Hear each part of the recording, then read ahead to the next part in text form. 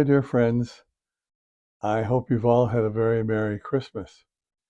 Our reflection today is on the Holy Family, and I want to put this feast in the context of the other feasts that we've been celebrating. Of course, we had the Christmas feast, but there's some beautiful feasts right after Christmas. We have December 26th, first martyr, St. Stephen, and we have St. John, the beloved apostle, on the 27th. On the 28th, we have the Feast of the Holy Innocents. So these are very beautiful feasts. And then, of course, today, the 31st of December, we have the Feast of the Holy Family of Jesus, Mary, and Joseph, followed by tomorrow, the Solemnity of the Blessed Virgin Mary, the Mother of God. So these are really very special feasts, and I think we can enjoy them all during this Christmas season. For the Holy Family, I really want to reflect with you something about this. Our readings are very beautiful, friends, and I want to give a little explanation about this feast because sometimes we think about the Holy Family and it seems so out of touch. It seems so perfect. Well, we are talking about the Holy Family of Jesus, Mary, and Joseph, and that's very special. And by God's grace, this was a very special kind of family. And all of us, maybe we come from beautiful, wonderful families. They're not holy families, just like the family of Jesus, Mary, and Joseph. But we do come from families of love and kindness. And sometimes this feast can be difficult for people because their family wasn't very holy.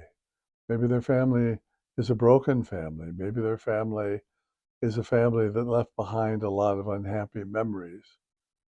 Be that as it may, we have the inspiration of this feast day to call us to keep being loving and to keep trusting in God who has blessed us with life, no matter what the context of our life.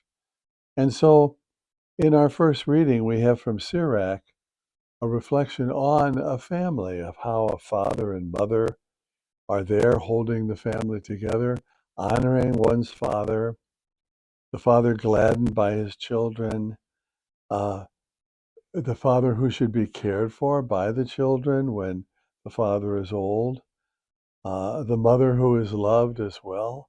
These are all good pieces of advice coming from us, from the book, to us from the book of Sirach. And it's a very special kind of context.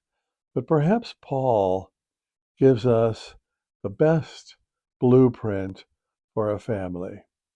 And he says in his letter to the Galatians, brothers and sisters, put on as God's chosen ones heartfelt compassion, kindness, humility, gentleness, patience, bearing with one another, forgiving one another.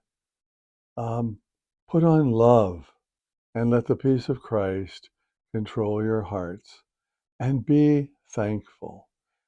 I think this is the most wonderful blueprint for any family, for families today to be loving families, to do just what Paul says in his letter to the Colossians. And then in our gospel, of course, we have sometimes in families there is suffering. And the Holy Family did not escape that reality. We have the story of Joseph and Mary bringing their child to the temple. Mary, proud mother, holding her baby. Joseph, proud father, standing by their side. They came into the temple, and there's Simeon, the old prophet, who had been promised by God that he would see the coming of the Messiah. And when he saw this young, beautiful couple, he cried out what we call his nunc dimittis. Now, Lord, you may dismiss your servant. Dimitere, which means let me go. Now you can bring me home to my reward, because you have been faithful and my eyes have seen the one who will be responsible for the rise and fall of many in Israel. But then something unusual happens. He turns to Mary, the beautiful mother of her child, And he says to her, "And you, dear mother, your own heart a sword will pierce." And that tradition comes from the early community, knowing that the child was born of Mary and that that child was sent by God to suffer and die, and that Mary would see her only beloved son suffer and die. And the scriptures tell us that she carried all these things in her heart. I think about that, about mothers and fathers, how difficult it is to be a parent. There's no one in the world who can make you more proud than your own child. And as many parents know, there's no one in the world who can break your heart more than your own child. And yet, like God's love, there's nothing that a child can do that will cause a parent to stop loving them. And that's an amazing thing. That's that tremendous bond of love. And Mary knew that.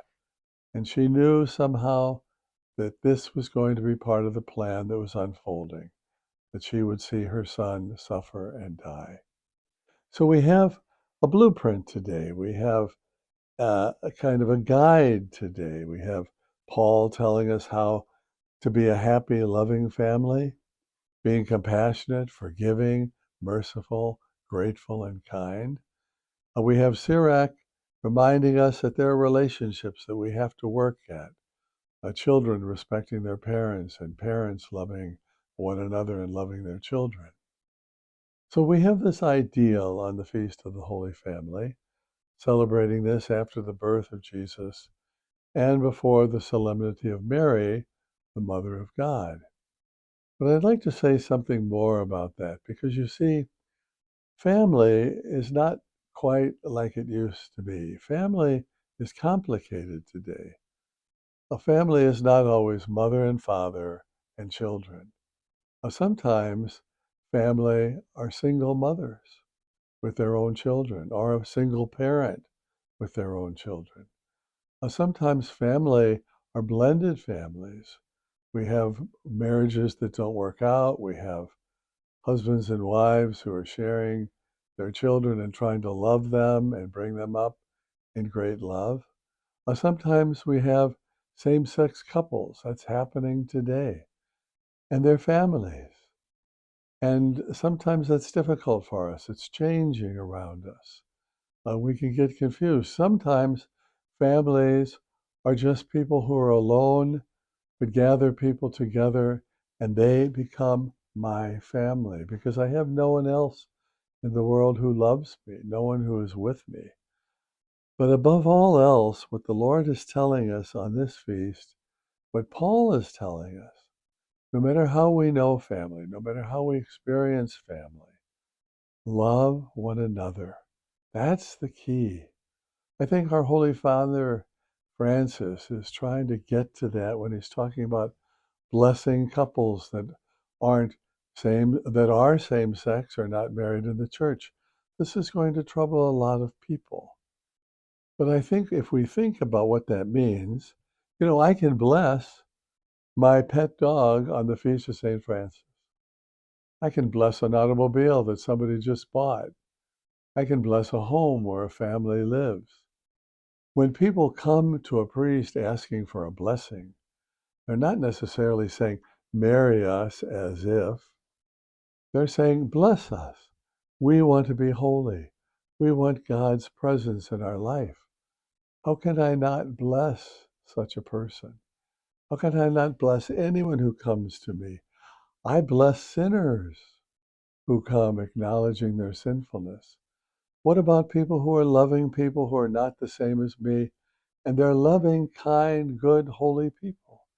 And they're simply saying, I want to be blessed by God. How can I not bless everyone?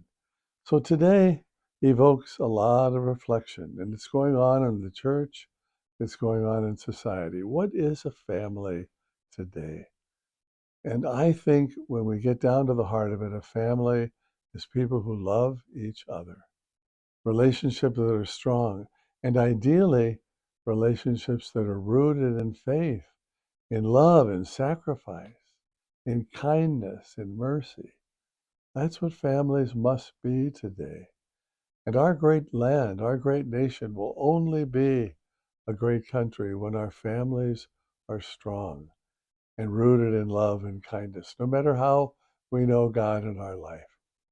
So on this feast day of the Holy Family, there's a lot to think about.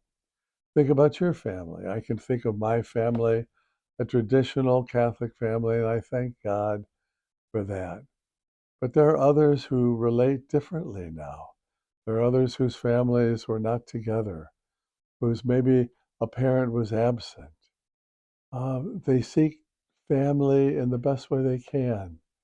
Let's remember that and let's love everyone. Let's be kind to everyone. That's what the Lord is reminding us after this Christmas feast. So I hope that you will rejoice in your family. Be kind and loving in your family, whoever your family is. Even if you're alone and all you can do is put your arms around close friends and say, this is my family, this is my home, my parish, my faith community. Let's love one another. And let's begin this new year with this attitude of hope and kindness and love. So God bless you all and a very happy new year to you.